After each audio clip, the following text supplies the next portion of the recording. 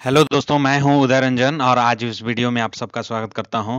तो आइए देखते हैं कुछ कल या परसों कल के दिन में आलोक इंडस्ट्रीज में यहाँ पे बहुत ही ज़्यादा मतलब कि नेगेटिव मूवमेंट लग रहा था कि आएगा, लेकिन यहाँ पे उसने सस्टेन कर दिया और वहाँ से भी देखिए यहाँ पे ऊपर की तरफ में प्राइस जा चुका है। आइए मैं कैंडल स्टिक चार्ट आपको दिखा देता हूँ।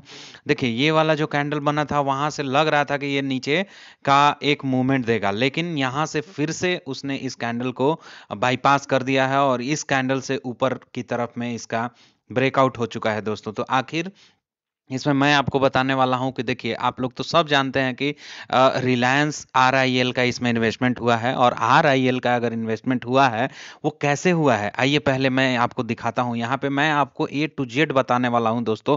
ये एक नॉन कन्वर्टिबल इन्होंने शेयर खरीदा है और उसी में आइए हम लोग यहाँ पे देखते हैं। देखिए यहाँ पे देखिए 9% का non convertible redeemable preference share RIL को मिला है।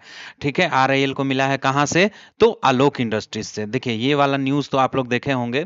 देखिए ये फोर्थ डे है, जूम 51% इन 4 डे। देखिए 4 दिन में ये 51% जूम कर चुका है अपने इनिशियल लेवल से। तो आरआईएल के इन्वेस्टमेंट के बाद हुआ है ये दोस्तों, यहाँ पे यही बताया जा रहा है। तो ये देखिए 3,300 करोड़, मैं समरी कर देता हूँ, 3,300 करोड़ रुपीस इस टेक्सटाइल मेकर कंपनी में आरआईएल ने इन्वेस्टमेंट किया है। वो भी कैसे? तो नॉन कन्वर्टिबल प्रेफरेंस शेयर उसको दिया गया है आलोक इंडस्ट्रीज द्वारा। तो आइए आज हम लोग ये जानेंगे। देखिए आप लोग तो सब सारे इसमें न्यूज़ जानते हैं और ये चीज़ मैं हमेशा अपडेट करते रहता हूं और इसका टेक्निकल एनालिसिस भी मैं आपको बताते रहता हूं। लेकिन आज मैं आपको ये बताऊंगा, आप लोग इसी शेयर के थ्रू आप लोग इसमें जानते भी रहिए, पढ़ते भी रहिए, कुछ सीखते भी रहिए। आखिर ये होता क्या है नॉन कन्वर्टिबल प्रेफरेंस शेयर? आज मैं दोस्तों इसी के बारे में सारा डिस्कस करने वाला हूं और बताने वाला हूं आपको कि नॉन कन्वर्टिबल प्रेफरेंस शेयर क्या होता है। तो आइए समझते हैं कि नॉन कन्वर्टिबल प्रेफरेंस शेयर हम लोग शुरुआत से समझेंगे। पहले मैं आपको बताऊंगा कि प्रेफरेंस शेयर क्या होता है, उसके बाद मैं आपको बताऊंगा कि कन्वर्टिबल क्या होता है, उसके बाद मैं आपको बताऊंगा कि नॉन कन्वर्टिबल क्या होता है। तो वीडियो को लास्ट तक देखते रहिएगा, तो इसमें आपको समझ में आएगा कि आखिर इसमें इतना उछाल क्यों आया है और ये नॉन कन्वर्टिबल प्रेफरेंस शेयर आखिर ये आलोक इंडस्ट्रीज को इतना ऊपर क्यों लेके जा रहा है दोस्तों। सबसे बड़ी बात यहाँ पे मैं आपको ये बताने वाला हूँ इस वीडियो में। तो वीडियो लास्ट तक देखते रहिएगा। चैनल सब्सक्राइब नहीं किया है, चैनल सब्सक्राइब कर लीजिए। और एक बात, अगर आप लोगों ने वीडियो पे अपना क्लोज्ड कैप्शन सीसी अगर आप लोगों ने ऑन नहीं किया है वीडियो पे, तो आप लोग सीसी ऑन कर लीजिए यूट्यूब ऐप पे। उससे क्या होगा कि आपको हिंदी में सारे यहाँ पे आपको सबटाइटल देखने को मिलेंगे दोस्तों। तो आइए मैं ले चलता हूं आपको नॉन कन्वर्टिबल प्रेफरेंस शेयर के स्टडी पे। देखिए यहाँ से मैंने ओपन कर लिया है, ये यहाँ पे आपको सारा डिटेल मिलेगा और यहाँ पे देखिए हिंदी और इंग्लिश में आपको सारा चीज़ देखने को मिलेगा।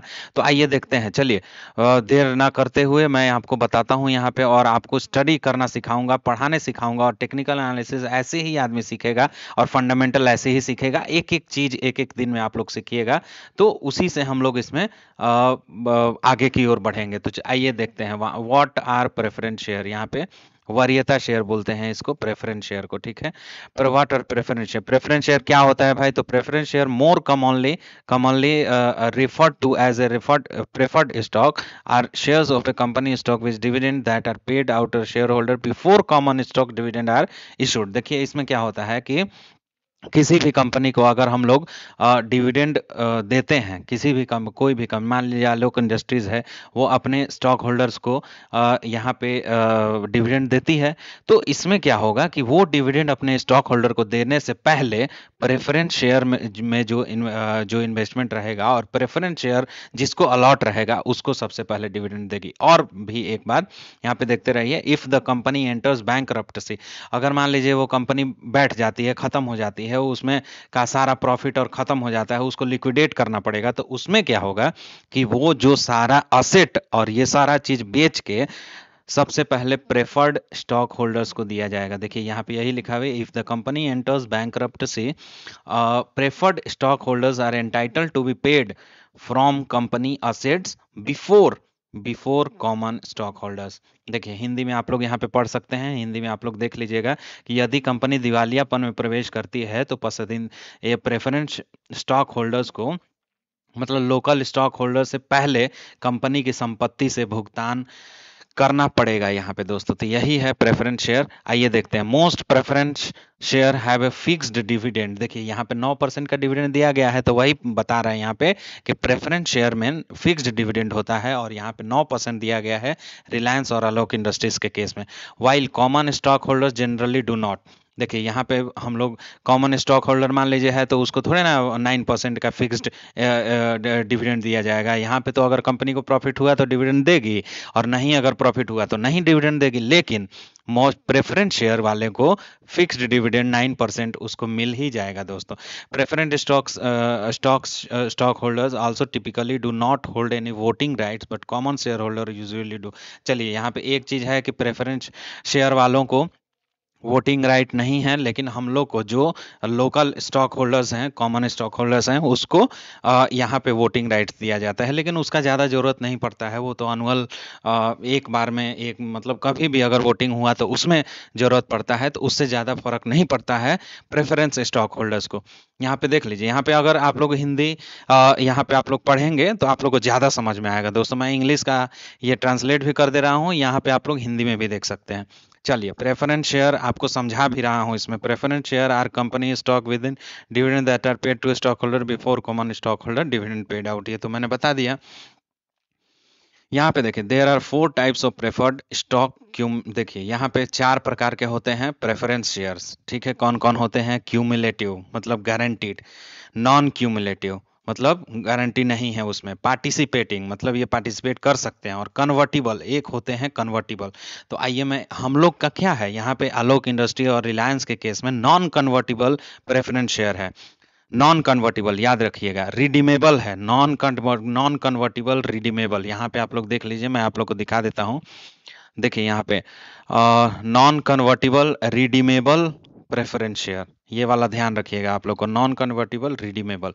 तो यहाँ पे आइए, ओपन कर देता हूँ, आप लोग पढ़ते रहिएगा। यहाँ पे प्रेफरेंस शेयर देखिए, preference share ideal for risk averse investor and they are callable. Callable मतलब क्या होता है, ये देखिए, अगर मान लीजिए आलोक इंडस्ट्रीज यहाँ पे आरआईएल को दे दिया तो वो कॉलेबल है। प्रेफरेंस शेयर क्या होता है, उसको द इशूअर, मान लीजिए Alok industry, the issuer can redeem them at any time. देखिए ये कभी भी रिडीम कर सकता है आलोक इंडस्ट्री आरआईएल से जो प्रेफरेंस शेयर दिया है, वो कभी भी रिडीम कर सकता है, क्योंकि ये कॉलेबल होते हैं। यहाँ पे यही देखना है दोस्तों, यहाँ पे देखना है कि आरआईएल को तो इसने दे दिया प्रेफरेंस शेयर, वहां से कभी भी रिडीम कर सकता है। ये आप लोग समझिएगा, कभी भी रिडीम कर सकता है, इसका मतलब ये नहीं मान लीजिए कि लॉन्ग टर्म है, लॉन्ग टर्म में अब आलोक इंडस्ट्री बहुत ऊपर जाएगा, मतलब एकदम ये मल्टी बैगर बनेगा, हो सकता है, हो सकता है, लेकिन इसमें चांसेस हैं, 1% चांसेस है कि वो ये आलोक इंडस्ट्री कॉल भी कर दे और इसको रिडीम कर ले एट एनी टाइम। यहाँ पे देखिएगा दोस्तों। अच्छा, convertible preference stock is a type of preferred stock that pay dividend and can be converted into common stock. देखिए अब मैं कन्वर्टिबल के बारे में बता रहा हूँ।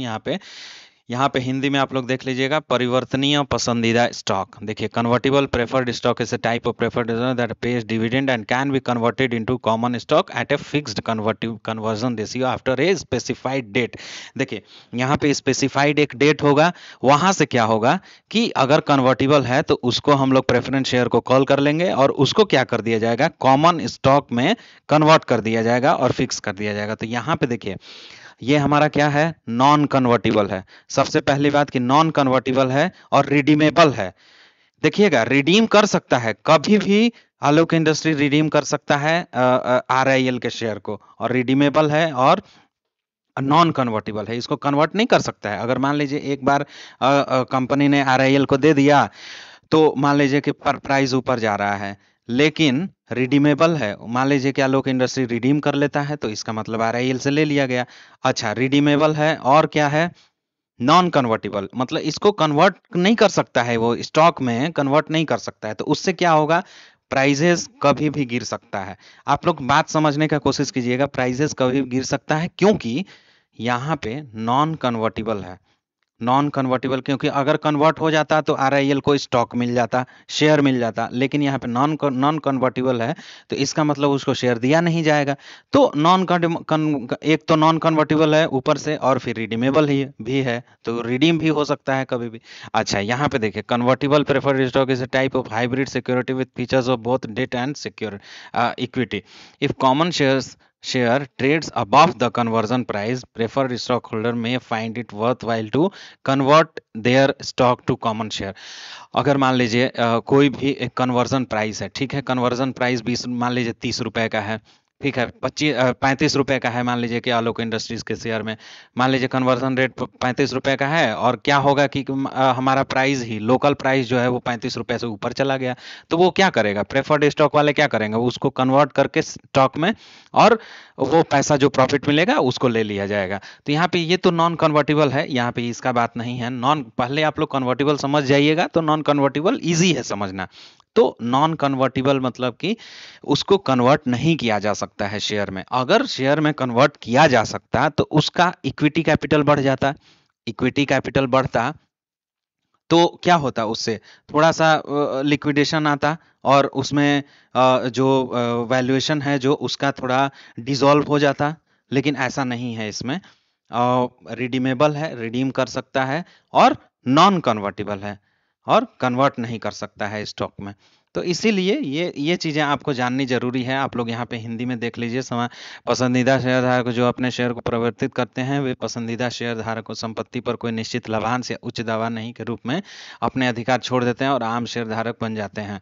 यही होता है मतलब कि कन्वर्टिबल प्रेफर्ड शेयर। ठीक है दोस्तों, यहाँ पे आप लोग हिंदी में समझ जाइएगा।